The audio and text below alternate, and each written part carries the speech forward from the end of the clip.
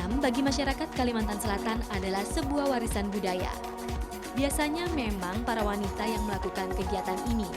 Mulai dari yang kecil hingga lansia, semua rata-rata bisa menganyam. Coba lihat tangan si kecil Siti yang begitu terampil menganyam purun ini.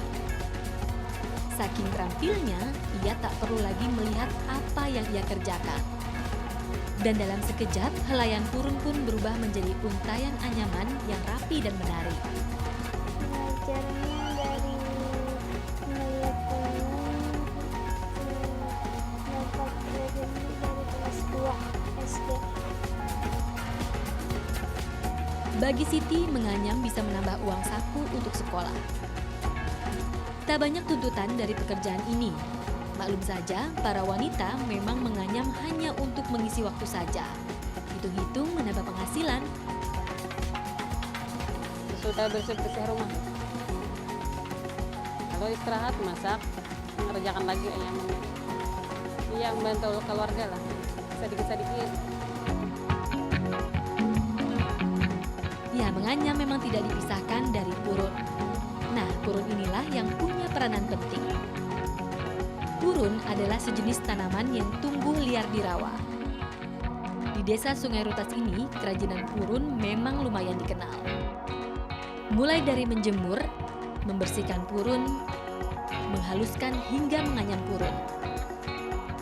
Jika hari panas, purun cukup dijemur 1 harian. Setelah itu purun dibelah dan dihaluskan. Meski sekilas seperti rumput biasa, purun nyatanya cukup kuat jika sudah kering. Bahkan ketika menganyam, kita harus hati-hati karena purun bisa menggores dan melukai kulit kita.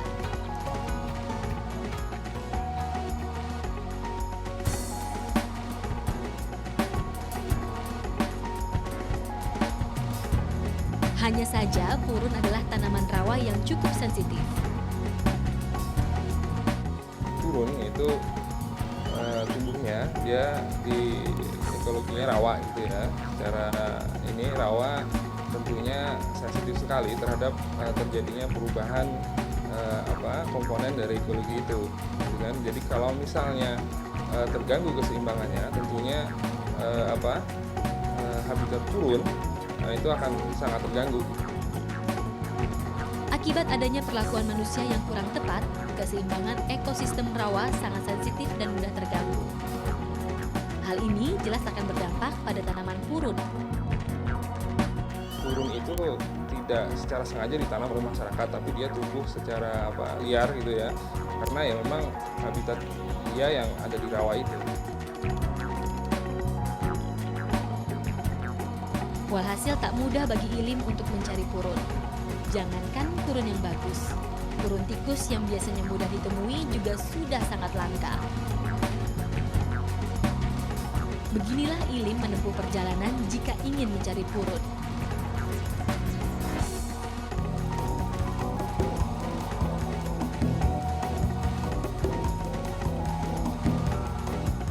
Dan inilah bentuk tanaman purun. Sederhana bukan? Ia tampak seperti rumput, bedanya hanya lebih tinggi, serta helaiannya berbentuk bulat penuh. Mamanya sampai jam 2, mulai jam 7. Ilim cukup menggunakan tangan kosong untuk mencari purun. Caranya lebih dulu harus memilih purun yang bagus, yaitu yang masih segar dan berwarna hijau tua. Setelah itu purun baru dicabut dari akarnya. Nah, setelah banyak berkumpul, barulah purun diikat. Kalau mencari purun tidak jauh, itu hanya ditanam sendiri. Yang susah purun yang dicari adalah purun tikus. Ini jauh lah, jauh. Ya, masuk hutan. Ilim biasanya mencari purun saat musim tanam atau penghujan, karena di musim ini purun tumbuh dengan subur.